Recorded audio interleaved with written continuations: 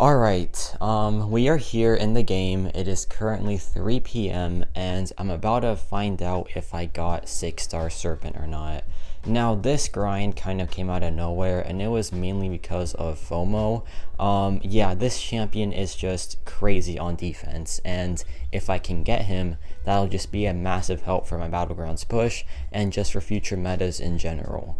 Now, this grind took pretty much everything from me. I've had like a total of, I guess, 7 hours of sleep for the past 2 days, and yeah, it just wasn't good. And I didn't put up that many points because I didn't start the grind until the second day, because the second day is when I was like, maybe I should get this champion. I just hope it was worth it, right? And if it wasn't worth it, I don't know what I'm gonna do, to be honest, but we're gonna go here to completed arenas, and thankfully, oh my gosh, okay. Oh, that is the biggest sigh of relief ever, man. Oh my god. Okay. This feels amazing because, like, I'm honestly kind of proud of myself because, like, I had to do this grind while there was also just so much going on, like, outside of the game, right? For me personally, like, there was a very special day that was yesterday. I had to focus on YouTube because I'm trying to get back into the groove there, and it's been going pretty well, and I just had zero room for error to, like, mess up anything. My schedule was to the minute. I had to wake up to the minute and, like, make sure that I got my rounds in, that I got my video done on time. It was just not fun, and it was just, really annoying. But I told myself, hey, if I get this done, I'm gonna be pretty proud of myself, and I think that it's gonna be worth it for not only my Battlegrounds account, but for my YouTube channel as well. And yeah, here we go. That just feels really good. And I don't really do live reactions too often, but I'll gladly do it here. And if I sound like out of it, it's because I am sleep deprived, so hey, it is what it is. But we got Serpent, and I'll see you later with a rank up and gameplay video.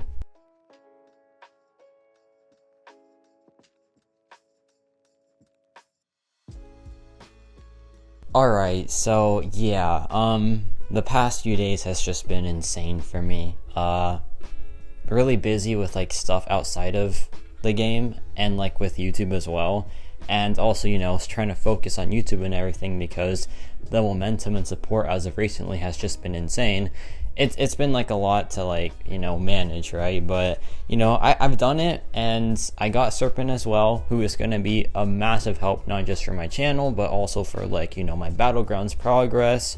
And he's just a really cool character in general. So yeah, I'm really happy about this. It was a tough grind because when day 2 started, I think I was at, like, about 8 million points, and that's nowhere near enough for, like, the ideal grind. So yeah, I had to do that, and I had to just, like, grind double the amount in 2 days, which was just it was so tough, right? And a little bit of advice, I guess, for, like, anyone that wants these characters: maybe don't do arena. Yeah, just pass on arena. It's not worth it, like, genuinely. It just takes so much time, and you can just do, like, other stuff instead of this. But I get how, like, these characters are really enticing because they are, like, must have, some would argue, especially, like, these really meta defenders. But, like, their future crystal will come eventually. There will be other ways to get them, and I don't know, like, I wouldn't tell someone to grind arena. I wouldn't tell someone to spend money on the champions either, because that's, like, honestly just as bad, if not worse. But yeah, like, champion acquisition, sorry, just hasn't really been the bright spot of new champion releases. But yeah, you either have to, like, sacrifice a lot of money or a lot of time, and I picked the time in this scenario.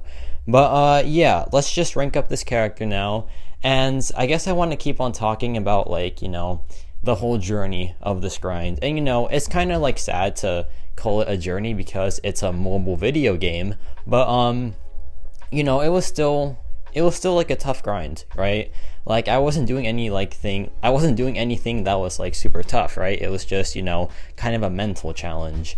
And I'm kind of proud of myself for like managing everything, because like I said, it wasn't just the grind that was going on for me, it was a lot more. It was a very special day yesterday, and trying to manage that and the grind for this very dumb character, it's just I was surprised that I even was able to do it. And like it was a tight schedule. I had to wake up like exactly at a certain time, or else I would just ruin everything. So yeah, it was a bit to manage. And talking about this like as it's like pretending it's something serious just feels so silly, because it's a mobile video game. But I guess like the mental challenge was real, and so I guess that's why it's kind of worth talking about. Because this game, and especially Arena, is a real mental challenge, especially when like there's other stuff going on as well. So it was, I'm just happy that I was able to finish it and like get the job done while managing everything else. But yeah, that's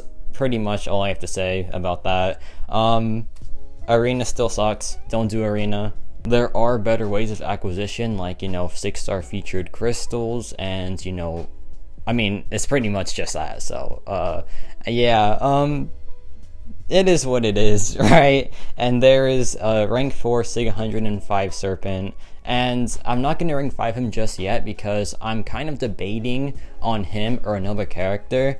So if I like decide to go with Serpent, which you'll find out later tonight, I'll post more gameplay on him. But for now, here's just a quick example of this character. And this guy isn't an attacker, right? I didn't take him up for like his attack value. I took him up because he is a monster on defense, and I expect him to like do great things as a rank 5 defender if I choose to rank him up. And on attack, he is still pretty fun to play. His animations are beautiful, and I'm honestly like enjoying the character a lot because he's so cool. He is like the evil brother of Odin, I believe, and that's already super rad, right? Like being the cooler Daniel of the Odin sons, not the Odin sons, of whatever their last name is. I guess his name's Cole Borson, so is Odin's last name Borson? I don't know. It's complicated with them, I bet. But yeah, here we're going in. It's a bit to ramp him up, like I do admit. It's honestly a pretty annoying ramp up, but at least his animations are good, right? You're taking a long time, perhaps, but you're also getting to witness some pretty good animations. So you have, it's 50-50. It's kind of a decent payoff, I guess. But yeah, here I go in, drop another SP1, and this matchup is now over. I showcased this fight because this fight had Mesmerize, right? But you didn't know that because of the True Focus buff that Cole Borson has. It's really good. It's like really, really strong, and it's also permanent. So he has like a permanent way of just stopping both miss and evade. So like any fight that has evade, for example the Spider-Man here, any miss fight, like for example the EOP or the Winter of Woe Danny Moonstar, he will work pretty well for that matchup. And that's great utility. It's like Heimdall, but like without the True Strike and plus the True Focus. And I think True Focus does have its benefits for sure. Like miss and evade are two of the most annoying like mechanics in the game. I think auto block is up there now too, especially with like Red Skull running rampant. But who knows, maybe one day there's like this super meta cosmic character that has like, I don't know, true something. Let's just call it true omnipotence, and it makes them counter like evade, auto block, and miss like all at once. That'd be insane. I want to see that happen, to be honest. But yeah, Serpent here just has True Focus, which is still pretty cool because he is the first champion to have True Focus. It has been shown in nodes before, but no champion has actually had the ability. So that's honestly pretty sweet. And one more thing about True Focus, I think it is a bit less than True Strike actually, because True Strike ignores all resistance and armor as well. So that is like kind of a letdown. I don't really like when characters have true accuracy and they don't like have the cool part of True Strike where you just ignore pretty much every single res in the game. I think that's like so valuable, and when Cosmics kind of miss that, It does hurt a bit, but you know what? It's fine, because this character just has a lot going on besides that. He has access to fear, he has access to unblockable, which kind of offsets the true strike, and he has a ton of buffs as well. And yeah, his damage output isn't the strongest, you know, like in the beginning, but once he gets going, it is just really, really good stuff. And in very long fights, which I won't showcase here, but I might showcase if I rank 5 him, it's just crazy. Like, he does so well in long fights, and I feel like he was made for those. But here's the thing, he's good because he's not just made for long fights, he's made for defense as well. So he'll always have a spot in your Battlegrounds deck. So he's always going to be like a useful champion for you, but whenever the scenario comes around for like a long fight, he's going to be pretty good for it too. And I think champions like that are just really, really well done, because you guarantee their use in Battlegrounds with their defender capabilities, but then they also have use in, like, you know, other pieces of content. So yeah, it's really sweet. And here we have this Red Skull fight. This has Mixmaster. And yeah, Cole Borson with this True Focus, just going to counter this pretty easily. And after this, there's a pretty cool fight I want to show you that involves his Fear mechanic. Now, his Fear mechanic was made to counter Juggernaut, essentially. And yeah, I like that this character does counter like the most annoying attacker in the game, because, you know, Juggernaut's just not fair, right? He's just not fair at all. And having a champion like counter him in that way is honestly super satisfying, because yeah, Juggernaut needs to stop. He's just way too broken. And you know, Cole Borson does a pretty good job at countering like most meta champions, and like his counters are honestly kind of niche sometimes. For example, Mojo is a pretty good one. I think Symbiote Supreme as well. Like, Sim Supreme has just had a crazy comeback, because he is dominating in Battlegrounds, in Alliance War, and now versus Serpent as well. So yeah, Symbiote Supreme, might have to cover him pretty soon, because yeah, he is doing some great things.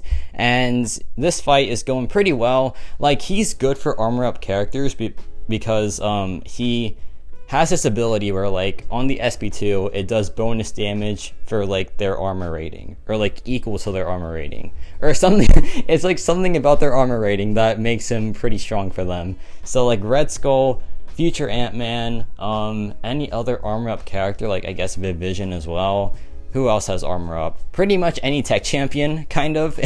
He does pretty well. But yeah, here I go back in, drop my SP2, I believe. Yes, here I drop it, and this just closes out the fight pretty dang easily. So yeah, not a bad fight at all. I wish he did have like auto block counter, because I mean, he does have unblockable, but it's not, you know, super reliable, I guess. But yeah, here we have the final fight of today, and this is showcasing his Fear mechanic. Now, his Fear mechanic is pretty sweet, because it just completely shuts off any unblockable. I think that's really good to have for like any champion. And Fear is brand new. I think it was first shown with White Tiger. So yeah, it came out this year essentially. And I think it's a pretty great ability, because unblockable is super annoying, and just having a way to just shut it off completely, honestly, really, really good stuff.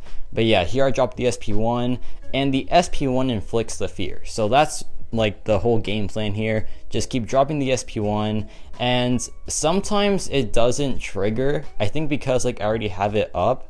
I think that's why, but yeah, that's kind of weird. It is what it is though. There we apply it again, and yeah, so far so good for this fight. He is just shutting off the unblockable completely, and it's just honestly super reliable as well. So I think he is a great unblockable counter.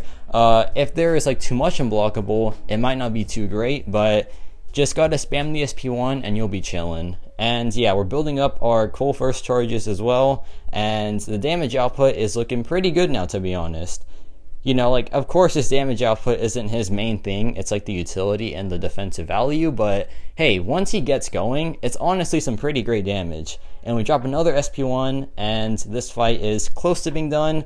We're almost there, just like one more SP1 hopefully, but then he gets the regen, so maybe not. But yeah, here I go for the relic hit, and then I go for another SP1 to close out the fight. Overall, pretty sweet, and just a very good unblockable counter too. So I think all in all, the Serpent is really fun to play, and you know, he's gonna carry me on defense, I hope anyway. His counters are very, very like niche, and he's still very new as well. So I cannot wait to just try him out in Battlegrounds. I hope he does really good. I think he will do pretty good. But let me know your thoughts on the Serpent, and yeah, that's about it for me.